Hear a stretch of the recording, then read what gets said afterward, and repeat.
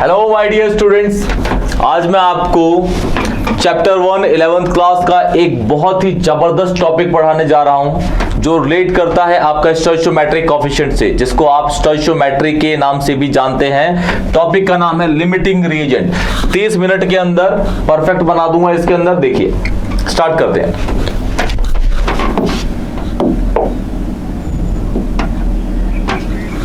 Limiting reagent क्या होते हैं? एक ऐसी चीज रिएक्शन के अंदर जो लिमिट में हो, जिसका अमाउंट कम हो, उसे हम हमेशा लिमिटिंग रिएजेंट कहते हैं। जैसे एग्जांपल के तौर पे, ये स्टेटमेंट बाद में पढ़ेंगे, सबसे पहले देखिए। सपोज मैं कहूं कि मेरे पास रिएक्टेंट है ए और बी, जिसको मिला के मैं बना रहा हूं सी। ए और बी मेरे रिएक्टेंट है जिसको मिला के बना रहा हूं मैं सी। क्लियर? और ये मेरे दोनों रिएक्टेंट प्रोडक्ट सी। मैं कहता हूं कि भाई ये मेरे पास दे रखा है 10 ग्राम, ये मेरे पास दे रखा है 5 ग्राम। ध्यान से देखिएगा, ये कोई रिएक्शन नहीं है, क्योंकि ये इस रिएक्शन को हम आर्बिट्ररी रिएक्शन कहते हैं। ना ए का पता, ना बी का पता, ना सी का पता। क्लियर? ना ए का पता, ना बी का, ना सी का। तो इसको हम बस इसके मास पे जज करेंगे, बस समझने के लिए। कैलकुलेशन का पार्ट इसका अलग होगा, वो भी आपको बहुत इजी ट्रिक में सिखा दूंगा, लेकिन बस यहां सीखिए कि लिमिटिंग रिएजेंट क्या है। सपोज मैं कहता हूं कि इसमें ए के पार्टिकल हैं, इसमें बी के पार्टिकल हैं, और इन दोनों को मिलाया तो ए बी बना, और जो मिलके आपका कैसा दिख रहा है? सी दिख रहा है प्रोडक्ट। क्लियर? ठीक है। ए और बी जैसे ही रिएक्शन स्टार्ट होगी, ए का मॉलिक्यूल बी से, बी का मॉलिक्यूल ए से रिएक्ट करेगा, मतलब ए और बी मिलके सी बनाना स्टार्ट कर देंगे। अब जब ये सी बनना स्टार्ट होगा तो इसका जो 10 ग्राम है वो घटने लगेगा, इसका 5 ग्राम है वो घटने लगेगा। लेकिन इन दोनों में सबसे पहले खत्म कौन हो जाएगा? वो होगा बी। तो जो सबसे पहले रिएक्शन के अंदर खत्म हो जाता है, रिएक्शन के अंदर नहीं, रिएक्टेंट के अंदर, वही आपका लिमिटिंग रिएजेंट होता है। इसीलिए लिमिटिंग रिएजेंट का दूसरा नाम लिमिटिंग रिएक्टेंट भी होता है। Limiting reagent, this is also known as what? Limiting reactant. तो इसके अंदर ये सबसे पहले कंज्यूम हो जाएगा, तो ये आपका होगा LR। LR मतलब लिमिटिंग रिएजेंट, LR मतलब लिमिटिंग रिएजेंट। तो ये तो पूरा खत्म हो गया और ये बच गया। ये तो पूरा का पूरा कंज्यूम नहीं हुआ, ये पूरा कंज्यूम हो गया, ये बच गया, तो इसे बोलेंगे हम ER। ER होता है आपका एक्सेस रिएजेंट।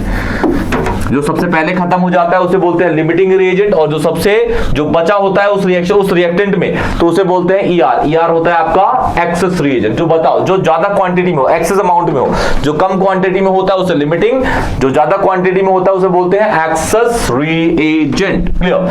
तो ये है आपका लिमिटिंग रिएजेंट, या फिर इसको हम लिमिटिंग रिएक्टेंट के नाम से भी जानते हैं। लिमिटिंग रिएक्टेंट के नाम से भी जानते हैं, लिमिटिंग रिएक्टेंट के।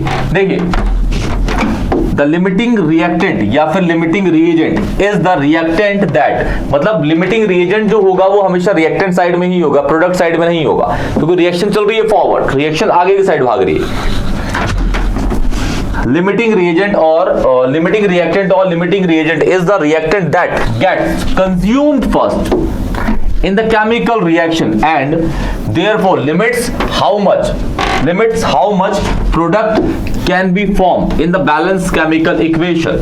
वो आपका लिमिटिंग रिएजेंट होता है। जैसे कहने का मतलब हुआ, ए बी से रिएक्ट करा, इसका 10 ग्राम से घटने लग गया, ये 5 ग्राम से घटने लग गया, और सी हमारा बढ़ने लग गया, क्योंकि पहले तो सी 0 था। जब ये दोनों मॉलिक्यूल रिएक्ट करेंगे तभी आपका सी प्रोडक्ट होगा, वो फॉर्म होगा। अच्छा, ये घटने लग गया, ये घटने लग गया, ये बढ़ने लग गया, लेकिन इन दोनों में सबसे पहले कौन खत्म हो गया? बी। जैसे ही बी खत्म हुआ, क्या बी खत्म होने के बाद भी सी बनेगा? नहीं। जैसे ही बी खत्म हो जाएगा, सी बनना खत्म हो जाएगा, सी वहीं रुक जाएगा। जितना बनना था सी, मतलब प्रोडक्ट यहाँ पे वो उतना ही रह जाएगा। क्यों? क्योंकि ए के साथ बी रिएक्ट कर रहा था, तभी तो सी बन रहा था, लेकिन यहां तो बी खत्म हो गया। अब ए क्या अपने आप से ही रिएक्ट करके सी थोड़ा ना बनाएगा, तो वो आपका बी आपका लिमिटिंग रिएजेंट होगा। सी का प्रोडक्शन, सी प्रोडक्ट का प्रोडक्शन, प्रोडक्ट जो बनेगा वो डिपेंड किस पे करता है? हमेशा आपका लिमिटिंग रिएजेंट पे, क्योंकि लिमिटिंग रिएजेंट पूरा का पूरा आपको बताता है कि भाई सी कितना बनेगा, क्योंकि उसने पूरा अपने आप को यूज कर लिया, पूरा का पूरा ये अपने आप को खत्म कर चुका है रिएक्शन के अंदर। इसलिए अगर आपको पता करना है कि C कितना बनेगा या प्रोडक्ट कितना बनेगा, तो आप पता करोगे हमेशा किससे, लिमिटिंग रिएजेंट से, और यूज करेंगे इसके अंदर स्टोइचियोमेट्रिक कोएफिशिएंट के ट्रिक्स। क्लियर? तो लिमिटिंग रिएजेंट आप समझ गए, एक ऐसी चीज रिएक्टेंट की जो सबसे पहले खत्म हो जाती है उसको हम लिमिटिंग रिएजेंट कहते हैं, और ऐसा रिएक्टेंट जो बच जाता है उसे हम बोलते हैं एक्सेस रिएजेंट। क्लियर? बढ़ते हैं नेक्स्ट पे। देखिए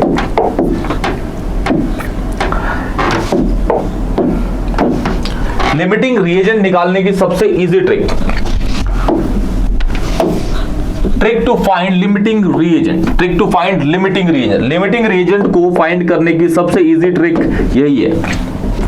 लिमिटिंग रिएजेंट कैसे पहचानेंगे आप? उस कंपाउंड, फॉर्मूला है बहुत इजी था, नंबर ऑफ मोल्स को हमेशा आप डिवाइड करेंगे किससे, उसके स्टोइचियोमेट्रिक कोएफिशिएंट से, और ये रिएक्टेंट की बात हो रही है, ठीक है। लिमिटिंग रिएजेंट क्या कैसे निकालेंगे, नंबर ऑफ मोल्स को डिवाइड करेंगे स्टोइचियोमेट्रिक कोएफिशिएंट से। ये दिमाग में फॉर्मूला डाल लीजिए, number of moles upon stoichiometric coefficient, number of moles upon stoichiometric coefficient. जिस रिएक्टेंट का, दो रिएक्टेंट या दो से ज्यादा रिएक्टेंट होंगे, जिस रिएक्टेंट का सबसे कम number of moles upon stoichiometric coefficient का रेशियो होगा सबसे कम, क्या, लेस होगा, लेस, वही number of moles upon stoichiometric का रेशियो सबसे कम होगा, वही आपका लिमिटिंग रिएजेंट होगा। और जिस रिएक्टेंट का number of moles upon stoichiometric coefficient का रेशियो क्या होगा, मोर होगा, वो आपका क्या होगा, एक्सेस रिएजेंट होगा। इसी तरीके से सिखा दूंगा, याद रखिएगा लिमिटिंग रिएजेंट को पहचानने का तरीका, number of moles upon stoichiometric coefficient. Stoichiometric coefficients क्या होते हैं, रिएक्शन को बैलेंस करने के लिए जो आगे चीजें हम लगाते हैं 1 2 3 अपने सुटेबल अकॉर्डिंग, जो भी रिएक्शन होगी उसके अकॉर्डिंग, तो वही आपके स्टोइचियोमेट्रिक कोएफिशिएंट्स होते हैं। बहुत इजी तरीके से इनको याद रखिए, number of moles upon stoichiometric coefficient, number of moles upon stoichiometric coefficient, जिस भी रिएक्टेंट का सबसे कम होगा वो क्या होगा आपका लिमिटिंग रिएजेंट, और number of moles upon stoichiometric coefficient जिसका ज्यादा होगा वो क्या होगा आपका एक्सेस रिएजेंट। क्या होगा, एक्सेस रिएजेंट। तो चलिए स्टार्ट करते हैं। देखिए इस क्वेश्चन में देखते हैं, एनसीईआरटी का क्वेश्चन है, ये है आपका, इसके अंदर रिएक्शन दे रखी है, इन reaction A + B2 gives AB2, identify the LR मतलब limiting reagent if any in the following reaction mixture. ये 5 केस दे रखे हैं आपको, 1 2 3 4 एंड दिस इज 5। पांचों को सेपरेटली करेंगे। देखिए फर्स्ट को यहां करते हैं, सेकंड को यहां करते हैं। देखिए रिएक्शन क्या है भाई, A + B2 gives AB2। अब जो लिमिटिंग रिएजेंट होगा वो A होगा या फिर B2 होगा, AB2 तो होगा नहीं, क्योंकि लिमिटिंग रिएजेंट हमेशा रिएक्टेंट साइड ही होता है। दिमाग में छाप लीजिए, लिमिटिंग रिएजेंट हमेशा रिएक्टेंट साइड का ही होगा, प्रोडक्ट साइड में कभी भी लिमिटिंग रिएजेंट नहीं पाया जाता। अच्छा, पहले में क्या है कि A के दे रखे हैं 300 एटम, ये 300 एटम है इसके, B के दे रखे हैं आपके B2 के, ये है B के ये 200 मॉलिक्यूल्स दे रखे हैं। अब यहां पे दोनों को, ये एटम है ये मॉलिक्यूल है, दोनों को पहले सेम कर लीजिए, मॉलिक्यूल और एटम को सेम, मतलब इसको हम क्या करते हैं, मॉलिक्यूल से एटम में कन्वर्ट कर लेंगे, तो हम दोनों कंपेयर कर लेंगे, ये भी एटम में हो जाएगा, ये भी एटम में, फिर हमें पता चल जाएगा कौन सा कम है कौन सा ज्यादा है, और उस तरीके से हम लिमिटिंग रिएजेंट आइडेंटिफाई कर लेंगे। अच्छा, यहाँ क्या है, फॉर्मूला है B2, क्या है B2। अगर मुझे मॉलिक्यूल से एटम कन्वर्ट करना है तो मुझे यहाँ पे ये तो मॉलिक्यूल दे रखा है 2000 मॉलिक्यूल्स ऑफ B दे रखा है, लेकिन B2 के एटम निकालूंगा तो जितने यहाँ दे रखे हैं उससे मल्टीप्लाई कर दूंगा तो ये हो जाएगा 400 एटम्स। इसके एटम कितने हैं 300, इसके हैं 400। अगर दोनों रिएक्ट करना स्टार्ट करेंगे तो सबसे पहले कंज्यूम कौन हो जाएगा, A, क्योंकि ये कम एटम है, इस पे ज्यादा एटम है, तो लिमिटिंग रिएजेंट कौन होगा भाई, ये लिमिटिंग रिएजेंट हो गया आपका, और ये हो गया एक्सेस रिएजेंट। ये बस आपको, ये ऐसे नॉर्मल क्वेश्चंस हैं एनसीईआरटी के, जो बस बताएंगे आपको, तुक बताएंगे कि कौन से किस तरीके से आप किसको लिमिटिंग रिएजेंट फाइंड आउट कर सकते हो। लेकिन जो कैलकुलेशन होगी मेन 3 या 5 नंबर की होगी, वो इस क्वेश्चन के बाद आएंगे। क्लियर? अब सेकेंड वाला देखिए, रिएक्शन वही है, A + B2, क्या दे रहा है जी, AB2 दे रहा है। A कितना दे रखा है, ये दे रखा है आपको 2 मोल्स, और ये दे रखा है आपको 3 मोल्स। ये है 2 मोल, ये 3 मोल। जब ये दोनों रिएक्ट करेंगे तो सबसे पहले कौन कंज्यूम हो जाएगा, ए। तो यहां पे भी लिमिटिंग रिएजेंट कौन होगा, ये। और ये क्या होगा आपका, ER, access reagent. NCERT book के अंदर इस क्वेश्चन का गलत आंसर दे रखा है, उसमें आपको ये बता रखा है कि ये वाला आपका लिमिटिंग रिएजेंट है, लेकिन नहीं, ये लिमिटिंग नहीं है, लिमिटिंग रिएजेंट ए होगा। क्योंकि मॉलिक्यूल एटम को आप कंपेयर कर सकते हो, आप ऐसा नहीं कर सकते कि मॉलिक्यूल और एटम कंपेयर करोगे। इसलिए मैंने मॉलिक्यूल को सबसे पहले एटम्स में कन्वर्ट करा, फिर इसको और इसको कंपेयर किया, तो मुझे पता चला कि ये कम है, इसलिए ये लिमिटिंग रिएजेंट है। क्लियर? इसके अंदर भी ऐसे, ये मोल में है, ये मोल में इजिली मैंने बता दिया, ये 2 मोल है, ये 3 मोल है। जब ये रिएक्ट करेंगे तो सबसे पहले कंज्यूम ये हो जाएगा, क्योंकि ये कम क्वांटिटी में पाया जा रहा है और यूनिट सेम है, इसलिए लिमिटिंग रिएजेंट ये है, एक्सेस रिएजेंट ये हो गया। अब बढ़ते हैं थर्ड क्वेश्चन पे, इसको नोट कर लीजिएगा।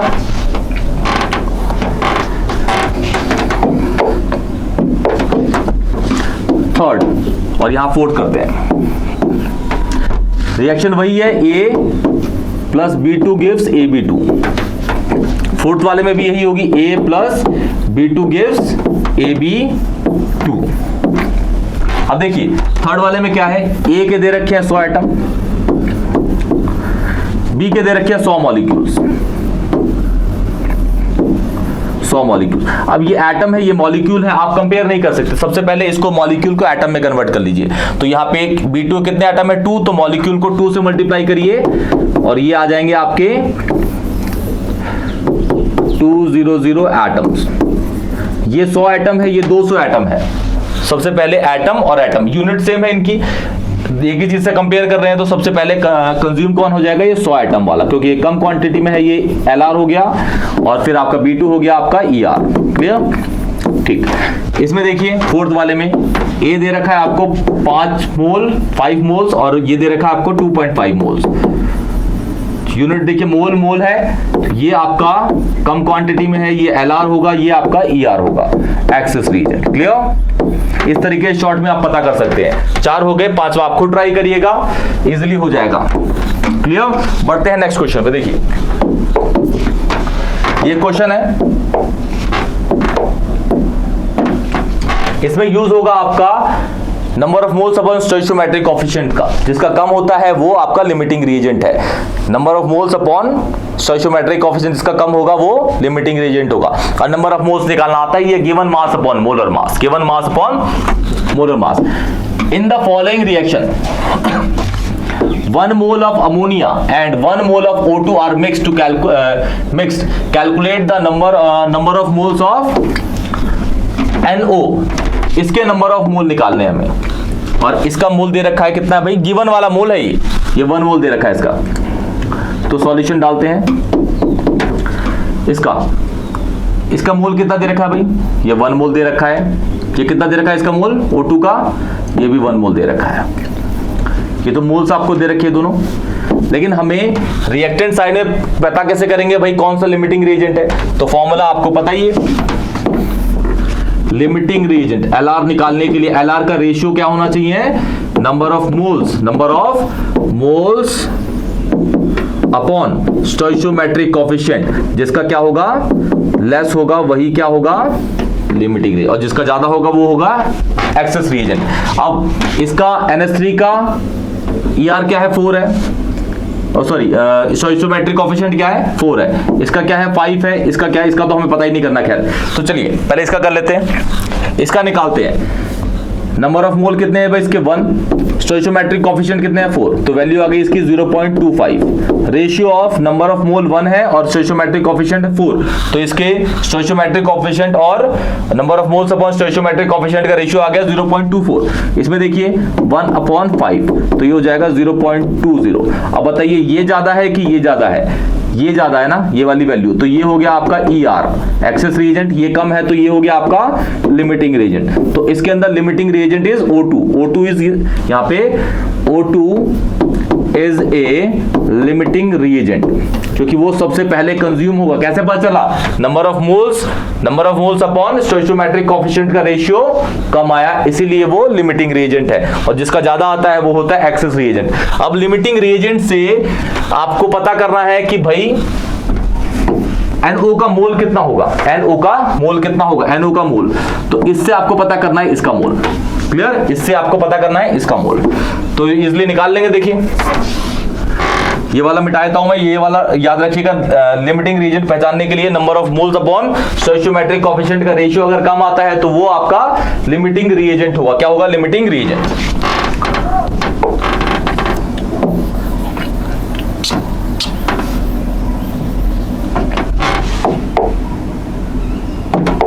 देखिए अब मैं लिमिटिंग रिएजेंट से निकालूंगा NO का नंबर ऑफ मोल्स।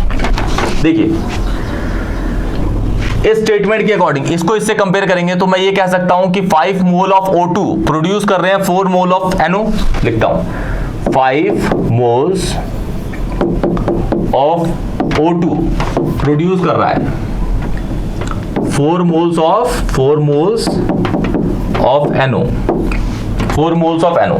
अब मुझे कितने मोल्स के लिए निकालने हैं, मेरे पे है कितने NO O2 के मोल 1 के लिए, तो मैं इसको नीचे भेज दूंगा। इसको 1 मोल के लिए बनाना है तो 1 मोल ऑफ O2 के अंदर 4/5 मोल्स होंगे किसके, मोल्स ऑफ NO। हो गया, 1 मोल है ना हमारे पास, O2 का कितना मोल दे रखा है क्वेश्चन के अंदर, 1 मोल में हमें NO का मोल पता चल गया 4/5 है तो 1 मोल ऑफ O2 प्रोड्यूस क्योंकि ये प्रोडक्ट में है, ये वाला तो प्रोड्यूस होगा। 1 mole of O2 produce 0.8 moles of क्या भाई, ऑफ NO। ये है इसका आंसर जो पूछा गया था। लेकिन प्रोडक्ट की कोई भी इंफॉर्मेशन निकालने के लिए, जैसे मैंने प्रोडक्ट का यहाँ नंबर ऑफ मोल निकाला, मुझे मास भी निकालना होता, कुछ भी निकालना होता, सबसे पहले इस क्वेश्चंस के अंदर हम लिमिटिंग रीजन को आइडेंटिफाई करेंगे। बिन लिमिटिंग रीजन के आइडेंटिफिकेशन के आप कोई भी क्वेश्चन नहीं कर सकते लिमिटिंग रीजेंट के। और एक और चीज, लिमिटिंग रीजेंट के क्वेश्चन के अंदर आप law of conservation of mass कभी नहीं अप्लाई कर सकते। क्यों, क्योंकि ये जो आपके रिएक्टेंट है, रिएक्टेंट में एक तो पूरा कंज्यूम होता है, दूसरा थोड़ा कम कंज्यूम होता है, उसका कुछ मास रह जाता है। तो आप ऐसा नहीं कह सकते कि रिएक्टेंट का मास और प्रोडक्ट का मास बैलेंस केमिकल इक्वेशन में सेम रहेगा, नहीं होगा, क्योंकि उस वजह से इसके अंदर ये आपका NH3 एक्सेस रिएजेंट, इसलिए इसका कुछ मास बचा रह जाएगा। ये पूरा का पूरा तो कंज्यूम हुआ नहीं, इसलिए आपका NH3 एक्सेस रिएजेंट। और यहां पे आप अप्लाई नहीं कर सकते कौन सा rule, law of conservation of mass, जो क्या कहता है, मास can neither be created nor be destroyed. बस रिएक्टेंट और प्रोडक्ट का मास बराबर होगा बैलेंस केमिकल इक्वेशन में। तो यहां पे हमने LR भी प्रेडिक्ट कर लिया कि कौन है, O2 इज LR। कौन सा फॉर्मूला लगाया, number of moles upon stoichiometric coefficient, जिसका कम आता है वो लिमिटिंग रिएजेंट होता है। क्या है, लिमिटिंग रिएजेंट। क्या जी, लिमिटिंग रिएजेंट। क्लियर। और यहां से लिमिटिंग रिएजेंट पता चला तो फिर हमने स्टोइचियोमेट्री लगा के इसका मोल भी कैलकुलेट कर दिया, जो हमारा कितना आया, ये। क्लियर। बढ़ते हैं नेक्स्ट क्वेश्चन पे।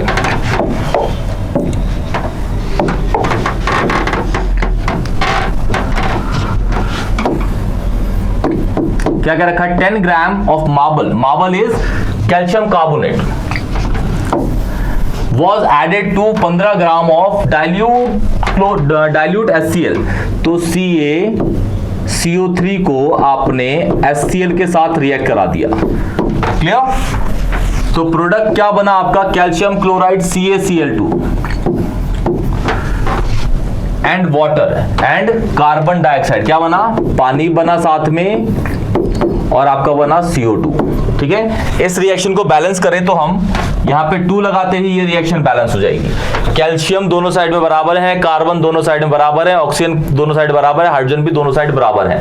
हमें दे रखा है ये 10 ग्राम, ये 10 ग्राम दे रखा है, और हमें 15 ग्राम ये दे रखा है जी। तो इसकी स्टोइचियोमेट्री तो सबको पता ही चल गई, हमने बैलेंस कर दी इक्वेशन, तो स्टोइचियोमेट्री तो हमें पता ही चल गई। इसकी स्टोइचियोमेट्री 1 है, इसकी स्टोइचियोमेट्री 2 है, इसकी स्टोइचियोमेट्री 1 है, इसकी 1 है, इसकी 1 है। लेकिन स्टोइचियोमेट्री हमें रिएक्टेंट की यूज करनी है, CaCO3 की 1 है, HCl की 2 है। अब सबसे पहले क्या करते हैं, हम इसके नंबर ऑफ मोल निकाल लेते हैं।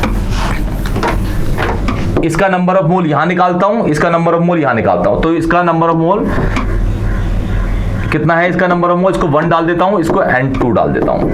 इसका number of mole, given mass कितना भाई इसका 10 ग्राम है। और CaCO3 का अगर आप मोलर मास निकालेंगे CaCO3 का, CaCO3 वैसे 100 होता है, निकाल के दिखा देता हूं। 40 इसका, कार्बन का 12 प्लस थ्राइस ऑफ 16, ये हो जाएगा आपका 100, ये इसका। और HCl का तो आपको पता ही है 1 प्लस 35.5 ग्राम, क्लियर, ग्राम पर मोल, सॉरी। तो ये हो गया आपका नीचे, इसका कितना है मोलर मास 100, तो ये इससे कट गया, इससे कट गया, ये आ गया आपका 0.1 मोल, 0.1। इसका देखते हैं, 15 ग्राम गिवन है और 36.5 ग्राम ये इसका मोल होगा, लेकिन डिवाइड कर देते हैं जी, डिवाइड करके देख लेते हैं क्या आ रहा है। 15 डिवाइडेड बाय 36.5, 0.411 आ रहा है, ये मोल हो गया। अब देखिए इन दोनों में सबसे कम कौन है, इन दोनों में सबसे कम कौन है, ये वाला लेस है, ये तो नंबर ऑफ मोल लिखना ना, ये भी नंबर। अब यहाँ पे निकालते हैं इसके number of moles upon stoichiometric coefficient, जिसका कम होगा वो आपका लिमिटिंग रिएजेंट होगा। तो यहाँ पे N अपॉन SC डाल दूं इसके लिए, और यहाँ पे N अपॉन SC डाल देता हूं इसके लिए। इसका N कितना निकला भाई 0.1, और 1 कितना है, स्टोइचियोमेट्रिक कितनी है 1, तो इसका N बाय SC का रेशियो भी 0.1 ही आ गया।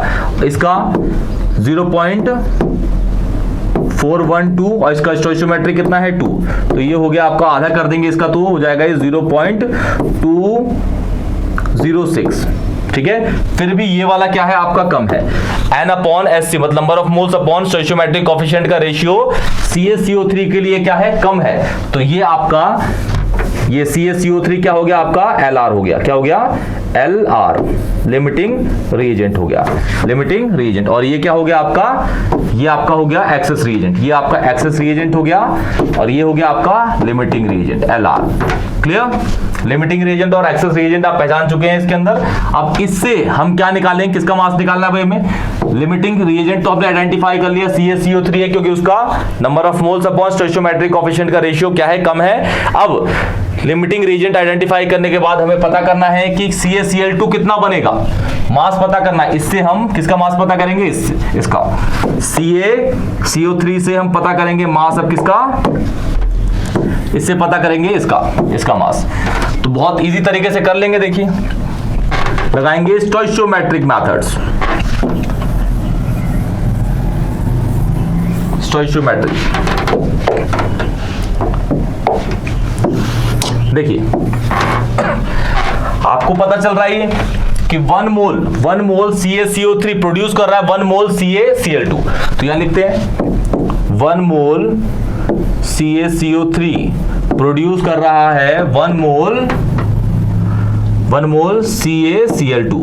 अब 1 मोल CaCO3 का मास कितना होता है भाई, आपने देखा इसका मोलर मास कितना होगा 100 ग्राम पर मोल डाल देंगे 1 मोल के लिए तो, और इसका मास कितना होगा 40 और इसका होगा 71, तो ये हो जाएगा 111 ग्राम पर मोल।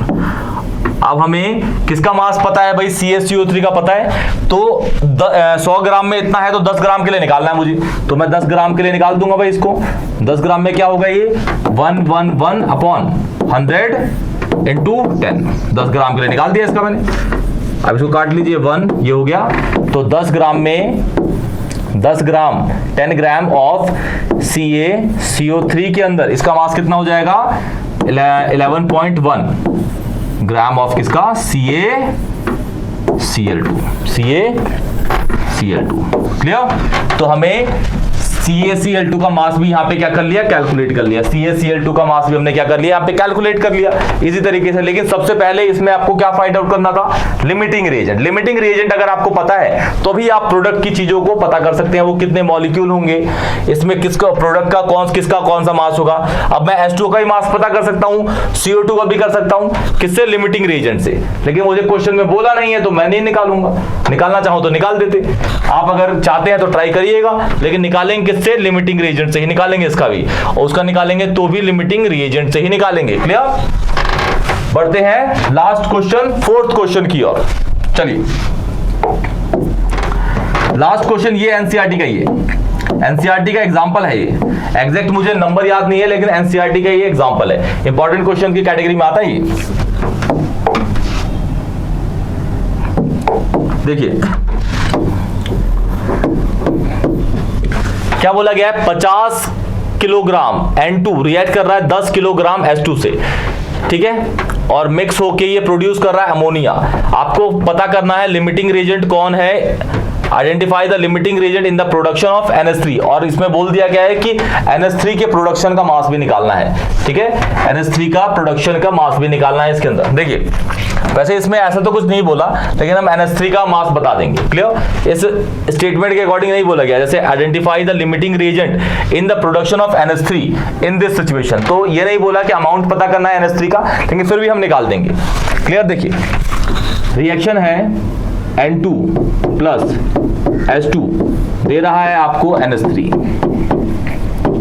ये 2 मोल, ये आपका हो गया 3 मोल, ये हो गया 1 मोल, और ये जो 1, 3, 2 लगे स्टोइचोमेट्रिक कोएफिशिएंट है। इसका गिवन मास कितना है भाई, ग्राम में ले लेंगे इसको, ग्राम में लीजिए, ग्राम में ले लिया ये 50,000 ग्राम, इसको ले लेंगे तो ये 10,000 ग्राम हो जाएगा, 10,000 ग्राम, क्लियर। इसका ये गिवन मास है, इसका ये गिवन मास है। अच्छा अब सबसे पहले क्या करते हैं, नंबर ऑफ मोल निकाल लेते हैं दोनों की। इसका नंबर ऑफ मोल 1 बोल देता हूं, इसका नंबर ऑफ मोल 2 बोल देता हूं जी। इसका गिवन मास कितना है जी, 50,000। इसका मोलर मास कितना होगा N2 का 28, इसका रेशियो यहां पे लिख देंगे। इसका गिवन मास कितना है भाई 10,000। इसका मोलर मास कितना होगा H2 का 3 मोल्स ऑफ H2 का, नहीं H2 का बस, तो होगा 2, तो ये तो कट के भाई सीधा सीधा 5,000 हो गया, 5,000 मोल्स हो गए। इसको मैं कैलकुलेट कर देता हूं,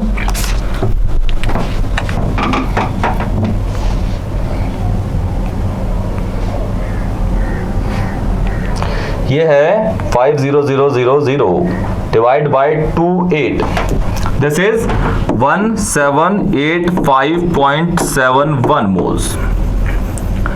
अब ये नंबर ऑफ मोल निकल गए दोनों के। अब दोनों में मैं number of moles upon stoichiometric coefficient का रेशियो पता कर लेता हूं, किसका कम होगा वो लिमिटिंग रिएजेंट होगा।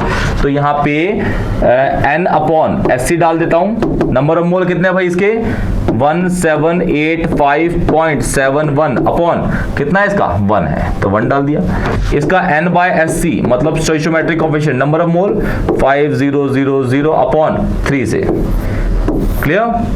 तो इसका तो यही हो जाएगा, ये हो गया, इसका हो जाएगा 5000 डिवाइड बाय 3,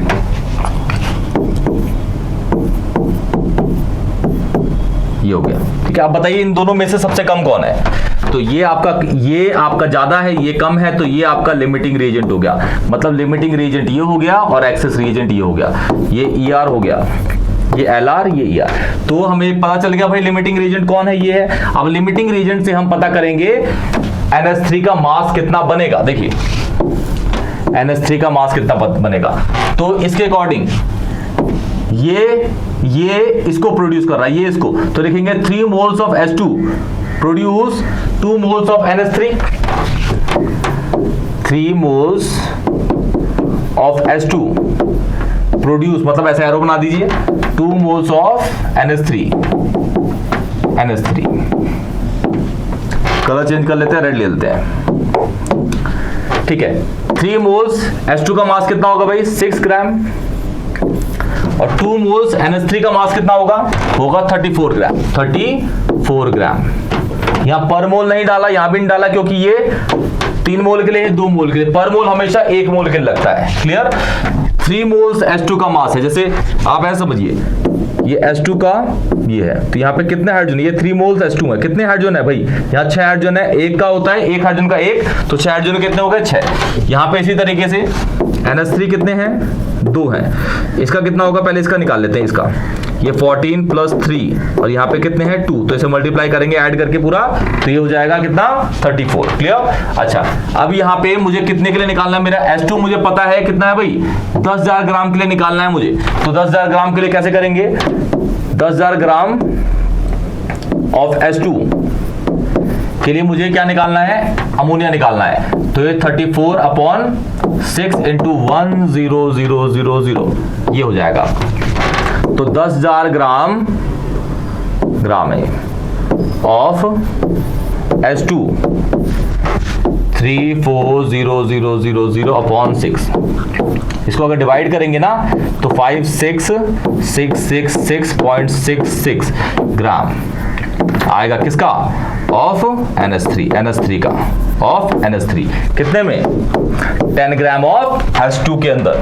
तो इसमें आपने हर क्वेश्चन में आप लिमिटिंग रिएजेंट पहचान लिया आपने। किस तरीके से पता करेंगे लिमिटिंग रिएजेंट कैसे पहचानते हैं भाई? जिसका नंबर ऑफ मोल्स जिस रिएक्टेंट का number of moles upon stoichiometric coefficient कम होता है वो आपका लिमिटिंग रिएजेंट होता है। इसी तरीके से आप पहचान जाएंगे, कोई भी इसमें परेशानी नहीं होगी आपकी, सारे क्वेश्चंस आप कर लेंगे। अगर कोई भी क्वेश्चन में डाउट होता है या फिर आपका ऐसा कोई क्वेश्चन है जो आपसे नहीं हो रहा, मुझे कमेंट सेक्शन में बताइए। वीडियो को लाइक करिए, चैनल को सब्सक्राइब करिए। तब तक के लिए टेक केयर।